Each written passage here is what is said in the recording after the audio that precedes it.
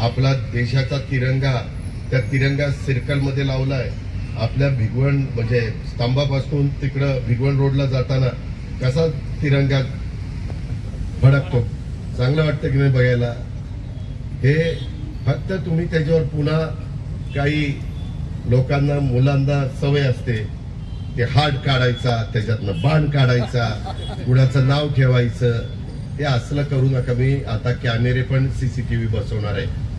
तुम्ही म्हणाल रात्री काढल्यावर ह्याला काय कळतंय, परंतु त्या कॅमेऱ्यात कैद होणार आहे, कैद। आणि तिथं जर चेक झालं आणि ते दिसलं की ही आहे, ही त्याला टायर मध्ये घेऊन असा का बदलून काढायला सांगतो आणि शिवाय दंड पण आकारतो।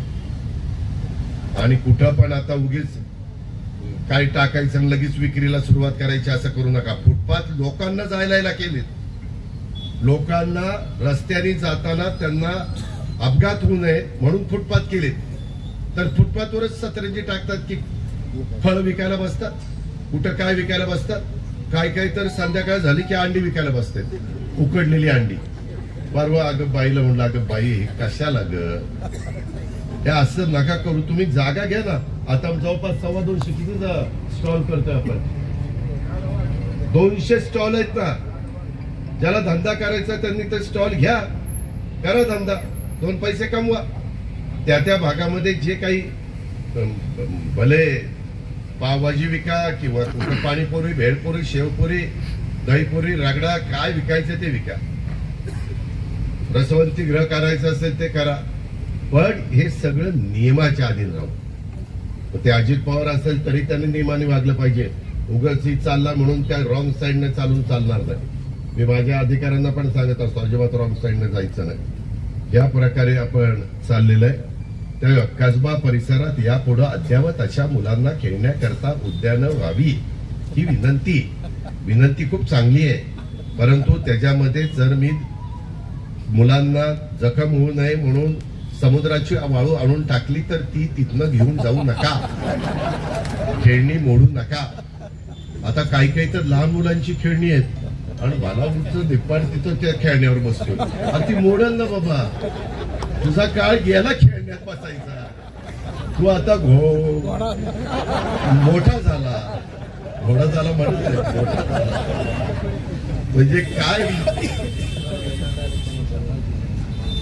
या सगळ्या गोष्टी आपण बाबांनो लक्षात घ्या। आता एक 9-10 कोटी रुपये CSR मधनं मी आणतोय, जवळपास 5-6 कोटी खर्च पण झालेत। त्या यांच्या प्रशासकीय बिल्डिंगच्या पलीकडे सेंट्रल पार्क करतोय, झाल्यावर तुम्ही पण म्हणाल याला काय पार्क केले, म्हणजे लोक कधी कधी हे सगळं झाल्यावर म्हणतील कशाला सिंगापूरला जायचं, हेच बरं आहे आपलं। एवढं चांगलं करण्याचा माझा प्रयत्न आहे, तुमची साथ आहे म्हणून। काही जण साथ देत नाही ती गोष्ट वेगळी, काय काम मी करायची। बारामती खुडी खरं बदलली ती तुम्हीच सांगा, जाऊ दे आता त्या खोलात जात नाही। बनकरबाईला वाईट वाटेल, पौर्णिमाला वाईट वाटेल। पौर्णिमाला मी ओपन जागेवर नगराध्यक्ष केला, तिला विचार कुठं बसली, तिला विचार, तिने मला उद्धव गावडेचं नाव सांगितलं होतं। दादा उद्धव गावडे ओबीसी मध्ये बसतात, त्यांना तिकीट द्या।